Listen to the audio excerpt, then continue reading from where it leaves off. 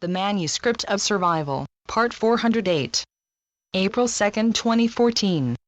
Time is indeed speeding up once again, as things seem to become more and more blurry because of the speed of interaction between you and these incoming energies. You will all at times be hard-pressed to see anything ahead.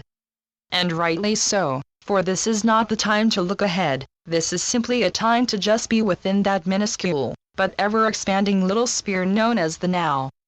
For this is where you reside at all times, but for some reason, it is a time and space that mankind seem to have overlooked for such a long time, and so, you choose instead to linger in the past or skip ahead to a place you think of as the future. Well, when you do this, you are simply narrowing down the whole bandwidth of opportunities and potential you have at your disposal, and as you single out one of this multitude of possible scenarios that may or may not play out in the time ahead, you also close up other and more beckoning doors that are also there, ready and waiting for you if you so choose. We know that these words are apt to make many a head spin, but we are simply here today to remind you all of a lesson that has been given again and again, but one that is also the first to slip away the moment your head starts to get into the action like it usually does. You see, mankind has a long history of getting in its own way by alternately spending too much time looking back on things that are bygone and outdated, or by staring ahead into the murky mist to try to discern any possible routes ahead. This may not sound as a bad thing, but the only problem with this is, you are apt to search for more and more dire straits, and so, you will automatically make these dire predictions come true more often than not. And why is that? Simply because that so well-ingrained fear has been in the driver's seat, and when that is the driving force behind more or less anything you might consider to do or not do, the results are given beforehand. Like attracts like, as the old saying goes, and as we have told you before, manifestation occurs when consciousness interacts with the energetic sea of potential that surrounds you on all sides. And if every single molecule within you have been reprogrammed to be in a state of alert and fight or flight mode seemingly forever, it does not take much imagination to see what the end result will be. Or rather, take a look around you and see what many of your fellow men are busy enacting at the moment, and you will see just what we mean. But, as we have told you over and over again, the old school of fear is no longer viable and its rules are no longer applicable. For you have chosen to graduate from it, and you have all done so with the highest of grades. Remember, this is a place for learning, and it is not a primary school.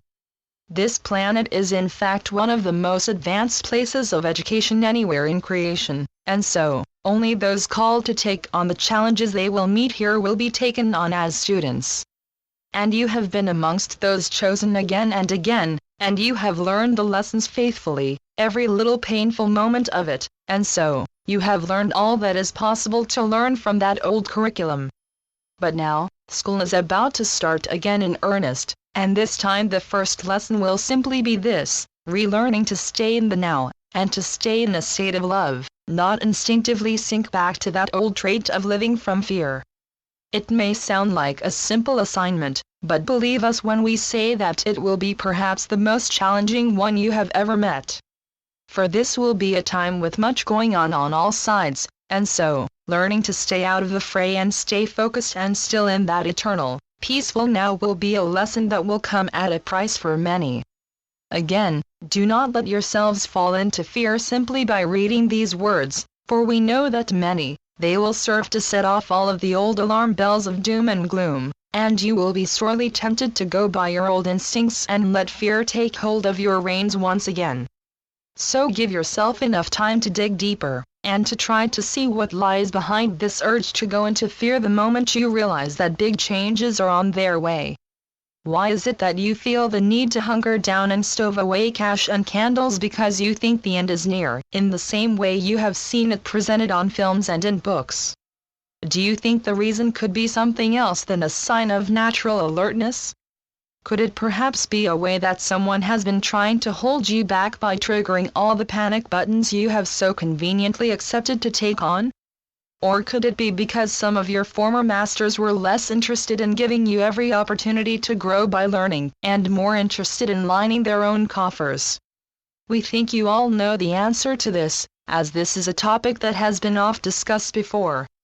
For as you are all well aware of, this magnificent place for higher learning, this cosmic campus, was long infested by parasites that eschewed every single golden rule, and set themselves above any and all formality. But again, this is also a thing of the past now, and as such that old concept of divide and conquer is no longer applicable on your shores.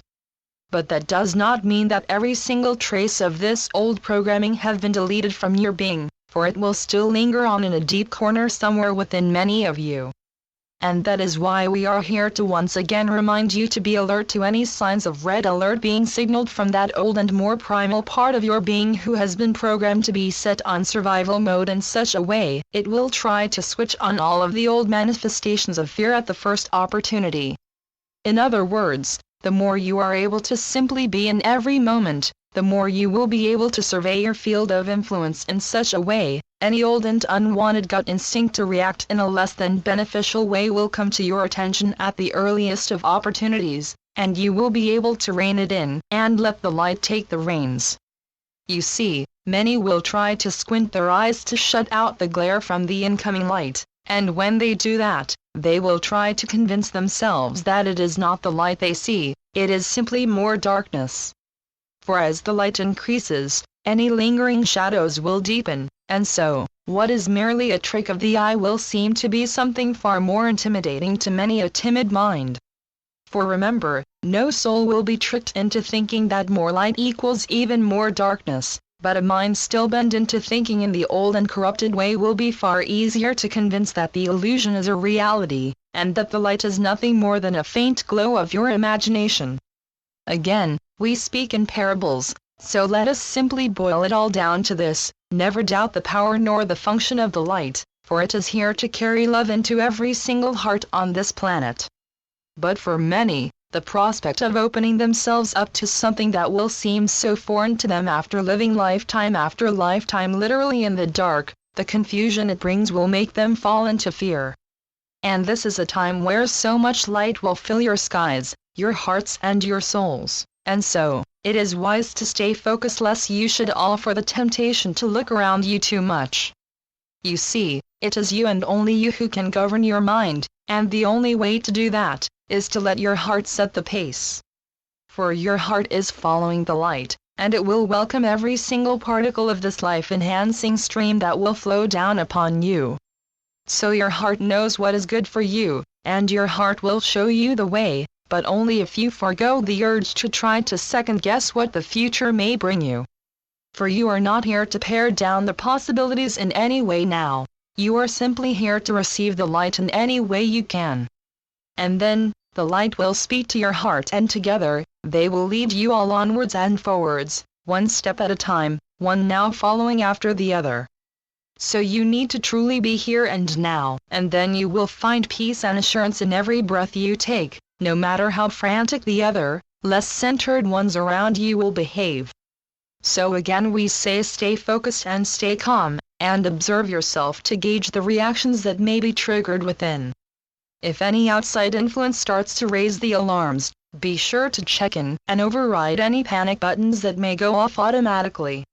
Fear is the old world, love and wisdom is the new world, and before you have learned to stay constantly centered in the new, you must train yourself at any opportunity to make the choice to be in the new, every time the choice arises.